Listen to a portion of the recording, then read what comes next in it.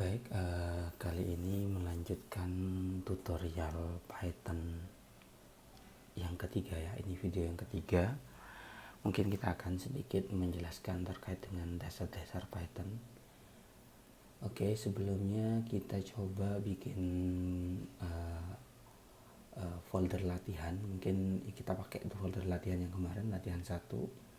Terus kita bisa lakukan klik kanan di sini, di klik kanan latihan 1, dan kita buka terminal, open in terminal, dan kita ketik di sini code titik ya, spasi titik.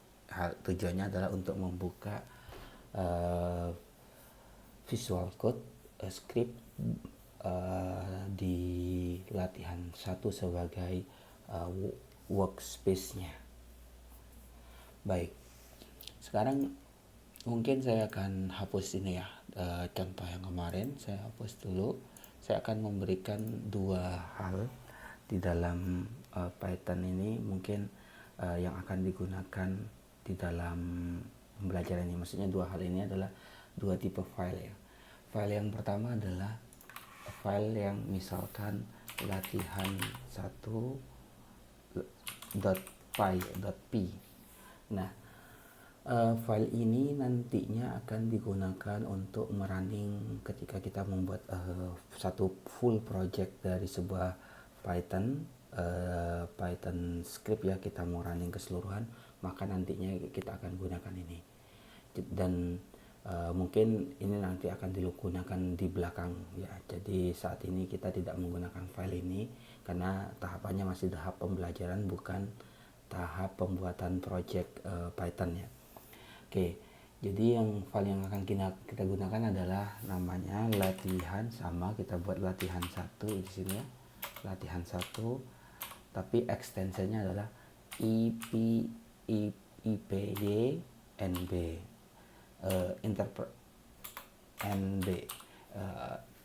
Interactive Python Notebook ya. Oke, maka tampilannya seperti ini kurang lebih.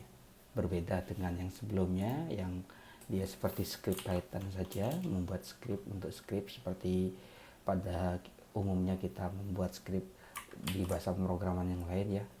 Nah, tapi untuk notebook ini, Jupyter Notebook atau Interactive Python Notebook ini digunakan untuk pembelajaran. Jadi ada di sini ada code, ada markdown ya. Code itu untuk membuat sebuah coding, dan markdown itu biasanya untuk memberikan keterangan. Oke. Baik, kita lanjutkan ya. Jadi kedepannya kita akan gunakan IPNB ini ya, IPYNB atau Interactive Python Notebook ini ekstensinya digunakan untuk pembelajaran.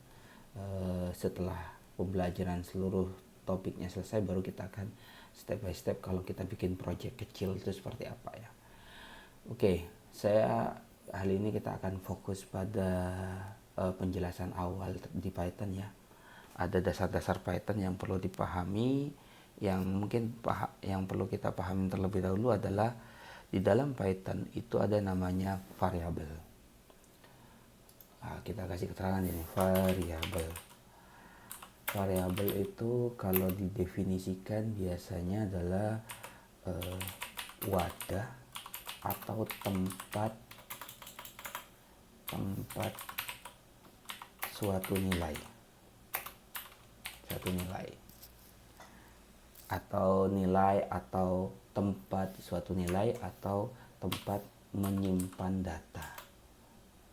Oke, menyimpan data, mungkin lebih tepatnya mungkin kita coba tempat untuk menyimpan data, karena nilai itu juga bagian dari data ya. Data itu bisa salah satunya berbentuk sebuah nilai. Oke, nah ada beberapa hal ketentuan di dalam Python yang ketika kita membuat variabel, nanti kita akan lihat contohnya ya, kita buat di bagian code untuk contoh dari variabel ini. Ada beberapa aturan mungkin ya yang perlu diperhatikan. atau mungkin saya tunjukkan dulu baru nanti saya bikin jelaskan aturannya. Contohnya misalkan saya bikin misalkan ada data sama dengan 10 misalkan.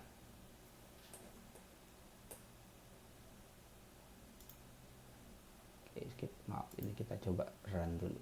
Oh, ini belum terinstall, kita coba install dulu Python-nya ya. Maaf.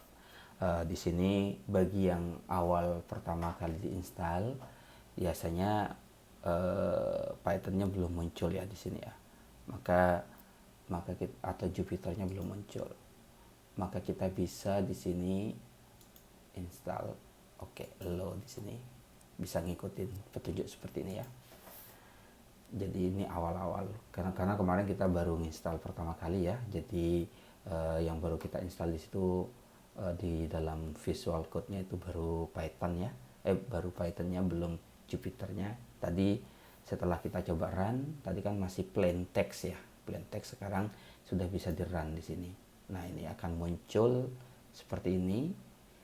Dia butuh IP kernel ya di sini. Maka kita install. Nah, ya mungkin butuh beberapa saat ya. Jadi memang nanti mungkin dalam pembelajaran kedepannya kita akan beberapa package mungkin yang belum terinstall kita akan on the spot, di saat itu juga kita akan coba melakukan installing ya. Ya pastikan komputernya terkoneksi dengan internet, karena itu merupakan syarat untuk menginstal ya. Oke, kalau kayak gini sudah terinstall ya, sudah oke. Baik, saya akan jelaskan di sini ya. Kalau kita perhatikan di sini data di sini yang dinamakan sebagai variabel. Sedangkan sama dengan 10 ini merupakan datanya.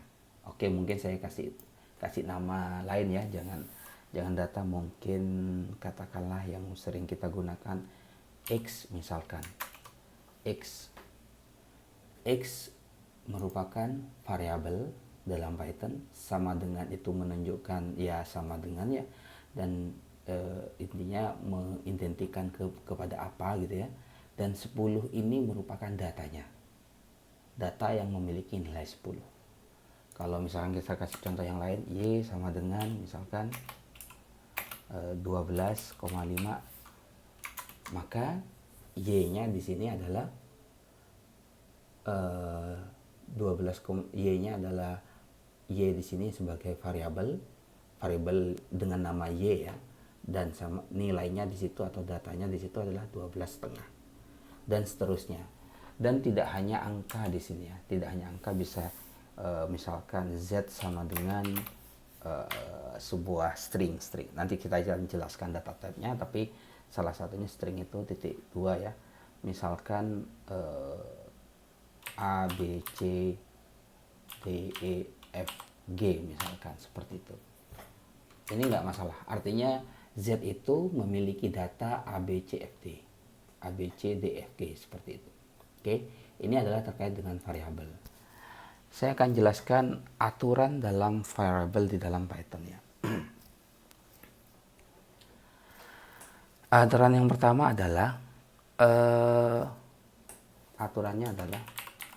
aturannya satu,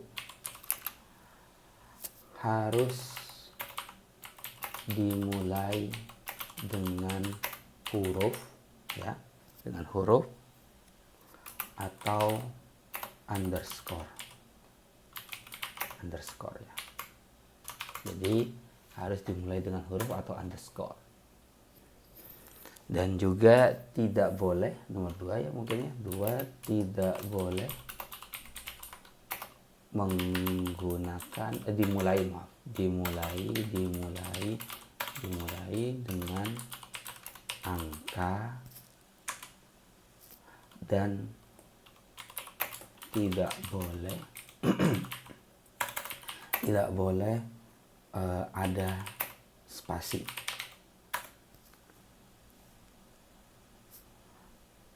Dan juga tidak boleh, di sini mungkin yang syarat terakhir ya, tidak boleh menggunakan keyword yang ada di Python. Oke. Keyword Python. Jadi nanti saya jelaskan satu persatu ya. Baik, yang pertama mungkin ya. Yang pertama harus dimulai angka atau underscore. Jadi kita coba aja. Tadi kita sudah bilang angka ya. Misalkan alfa gitu ya, alfa. Alfa sama dengan 10. Maka kalau kita run di sini, oh ya, cara runnya bisa klik yang execute cell ini atau control enter ya. Jadi kalau mau run bisa klik execute cell ini atau control enter.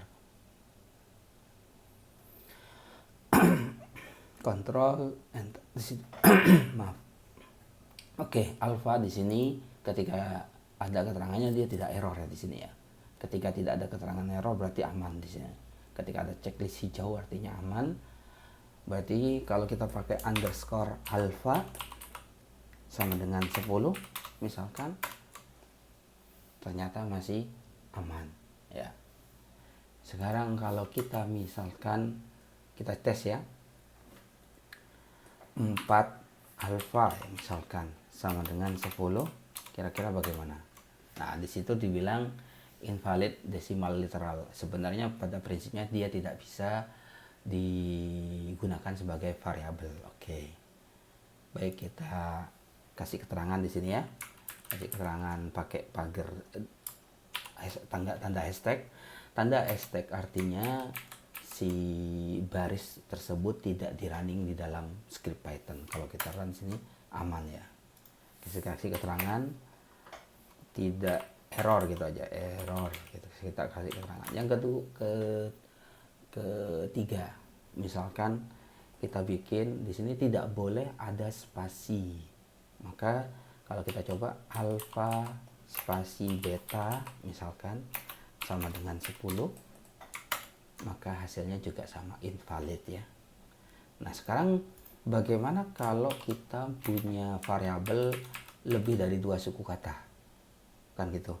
Kadang-kadang ada variabel kalau di dalam perhitungan kita lebih dari 2 suku kata, maka penghubungnya menggunakan underscore. Maka kalau kita coba lihat, kita coba alpha spasinya underscore beta seperti itu sama dengan 10, maka di sini aman. Di sini kita coba kasih keterangan error ya.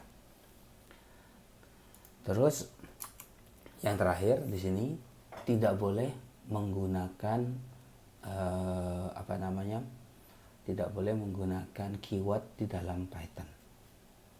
Nah, keyword di dalam Python itu seperti biasanya ada beberapa kata, keyword yang sudah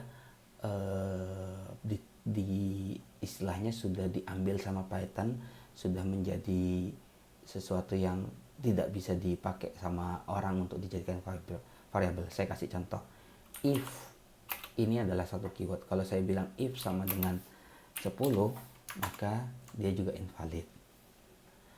Ada juga else sama dengan 10, dia juga invalid. Seperti itu ya. Ada juga yang lain, misalkan else, elif misalkan, atau juga true, false, dan seterusnya. Nanti mungkin di kedepannya kita akan menemukan beberapa keyword yang akan kita gunakan di pembelajaran ini ya. Ya, kurang lebih seperti itu. Itu terkait dengan variabel di dalam Python ya. Baik, mungkin untuk video ini kita cukupkan ya. Jadi yang video kedua ini kita berfokus pada video ketiga ini kita berfokus pada bagaimana memahami variabel di dalam Python. Berikutnya nanti setelah video ini kita akan masuk ke bagaimana data type atau tipe-tipe data di dalam Python. Tadi kan sempat saya tunjukkan ada kurung buka, tanda petik, dan ada 10 dan seterusnya, angka numerik. Kita coba nanti pelajari di video berikutnya. Mungkin itu saja, terima kasih.